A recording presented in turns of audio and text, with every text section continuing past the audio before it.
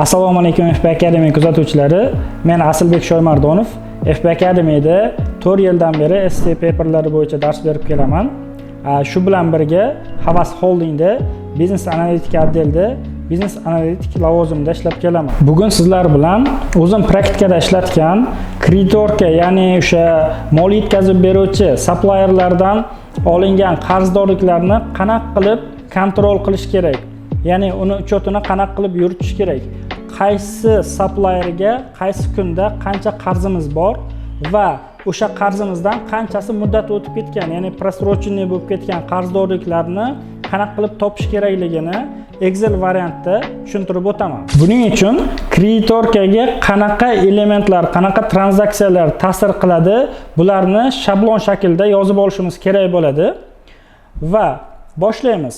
Birinchisi bizda suppliers, ya'ni o'sha поставщикlar, mol yetkazib beruvchilar. Bizda bo'lsin A supplier, B supplier, C va D. Va hokazo. Aytaylik, ba'zi organizatsiyalarda minglab supplierlar bo'lishi mumkin. Ularning kontroli juda muhim hisoblanadi. Va kreditorkada ma'lum bir periodning boshidagi opening balance bo'ladi. Biz boshlashimiz kerak o'sha boshda, period boshida, misol uchun olaylik, iyun oyining boshida kompaniyada qancha qarzdorlik bor edi supplierlardan. Va yozaman opening balance of trade payables yoki kreditorka. Yilning boshidagi balans bor edi. Misol uchun A поставщикdan, A supplierdan bor edi $150 ming. $150 ming qarzimiz bor edi. B supplierdan misol uchun $800 ming qarzimiz bor. C supplierdan 200 ming, D supplierdan misol uchun $450 ming qarzimiz bor edi. Va bundan keyin nima qilamiz? O'sha kreditorkaga, ya'ni trade payable ga nima elementlar ta'sir qiladi? Birinchi navbatda, yana siz kreditga produkt sotib oladigan bo'lsangiz, mahsulot sotib oladigan bo'lsangiz, sizni qarzdorligingiz oshadi. Yozaman purchase. Qo'shimcha sotib olinadigan produktlar. Bular sizni qarzdorligingizni oshiradi. Yozaman. Aytaylik, A supplierdan yana $100 ming produkt sotib oldingiz, mahsulot sotib oldingiz. B supplierdan aytaylik $140 ming mahsulot sotib oldingiz. C supplier shu shaklda yozib ketaman, misol uchun $130 ming va D dan aytaylik $170 ming mahsulot sotib oldingiz. Yana qanaqa informatsiyalar, elementlar ta'sir qiladi? Bu purchase, mahsulot sotib olish, kreditorkani yoki o'sha trade payable ni oshiradi. Ya'ni qarzdorligingiz yanada oshadi. Bunga ta'sir qiladi, minus qilaman, returns, vazratlar. Agarda siz A supplierdan mahsulot sotib olgan bo'lsangiz va o'sha mahsulot sizga yoqmagan yoki qanaqadir defekt chiqqan bo'lsa, siz qaytarib berasiz u mahsulotni. Mahsulotni qaytarib bersangiz, siz u summani to'lashingiz shart bo'lmaydi. Demak, minus qilaman returnsni. Misol uchun aytaylik, A supplierdan $5 ming returns bo'ldi. B supplierdan mahsulotini qaytarib berdingiz, misol uchun $7 ming mahsulotini qaytarib bergansiz. Kamaytiradi bu sizning qarzdorligingizni.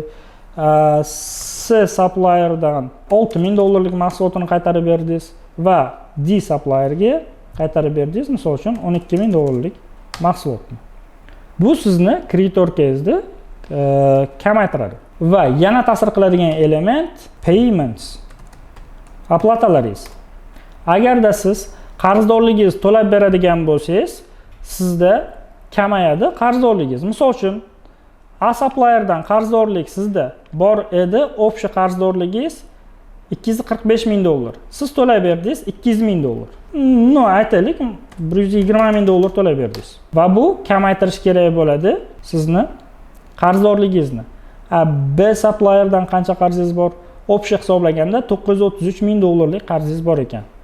Undan to'lab berdingiz, misol uchun $300 ming. Aynan mana shu periodda. Bu period aytaylik bizda misol tariqasida iyun oyi bo'lsin. Iyun oyida to'lab bergan summalaringiz. Va C supplierda o'zi qancha qarzdorligingiz bor edi? Sizda bor edi $324 ming. to'lab berdingiz, misol uchun 124 ming dollarini. D supplierda qarzdorligingiz 608 ming bo'lgan, 608 mingdan 100 ming dollar to'lab berdingiz. Bu sizning qarzdorligingizni kamaytiradi. Yana qanaqa informatsiya? Bizda bor discount, skidkalar. Agarda siz поставщикdan skidka oladigan bo'lsangiz, siz qarzdorligingizni kamaytirishingiz kerak bo'ladi. Ya'ni siz kamroq summa to'laysiz unga. O'shaning uchun olingan skidkalar sizni payable'ingizni, majburiyatingizni kamaytiradi. A supplierdan siz skidka oldingiz 10 ming dollarlik. B supplierdan skidka oldingiz, aytaylik 8 ming dollarlik. C dan 16 ming dollar. Xo'p, D supplierdan misol uchun 13 ming dollar. Skidka oldingiz. Bu sizni liability'ingizni, qarzdorligingizni kamaytiradi va sizda kelib chiqadi closing balance yoki closing total payables desangiz bo'ladi. Buni topish uchun demak opening balance bor, yilni boshida qarzdorligingiz bor, siz yana mahsulot sotib oldingiz, bu degani qarzdorligingiz oshdi. Qo'shasiz va mana bu returns, vazvratlarni, paymentslaringizni va discountni minus qilasiz. Sizda closing balance qoladi. Har bir supplierdan siz demak alohida qancha qarzligingizni keltirib chiqasiz. Sizda bor A supplierdan 115 ming dollar qarz bo'lib qoldingiz, misol uchun iyun oyining oxirida. B supplierdan поставщикdan 625 ming dollar, D va C va D dan ketma-ket qarzdorliklaringiz kelib chiqdi. Siz hisoblashingiz mumkin bu joyda общий qarzdorlik qancha yil oxirida. Bu uchun demak hamma qarzdorliklarni qo'shib chiqasiz. Sizda demak 1 million 419 ming dollarlik qarzingiz bor ekan hamma поставщиklaringizga. Yil boshida qancha edi bu summa? Yil boshidagi summani topib qo'yasiz. Ya'ni umumiy formula bo'yicha hisoblaydigan bo'lsangiz, siz demak yilning boshida 1 million 600 ming dollarlik qarzdorligingiz bo'lgan va 540 ming dollarlik mahsulot sotib olgansiz umumiy.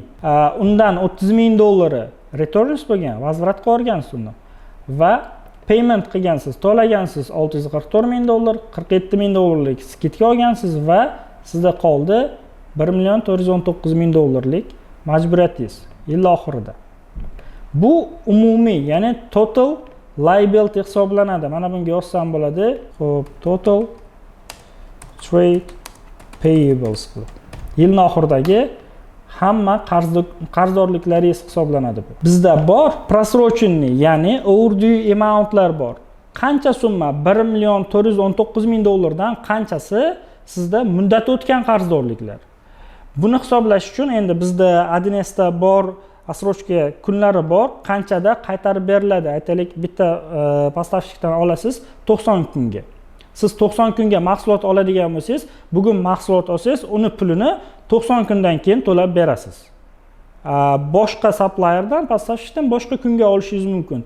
Siz bunda aniqlashingiz kerak bo'ladi.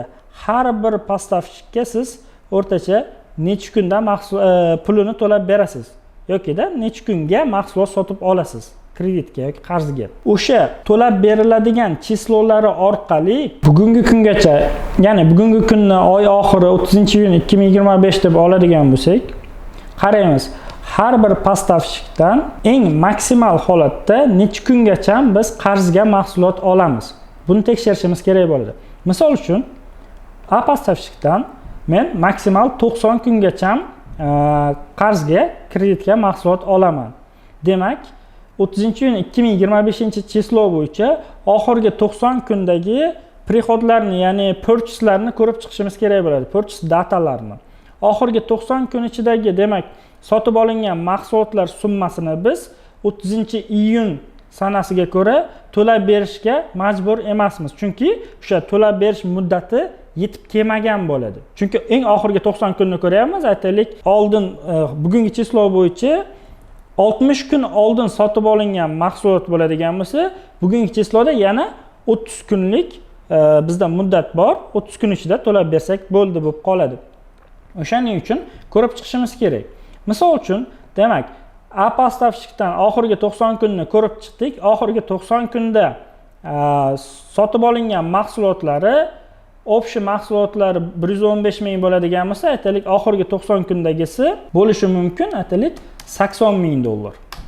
Oxirgi 90 kunda sotib olingan mahsulotlar общий summasi 80 ming dollar.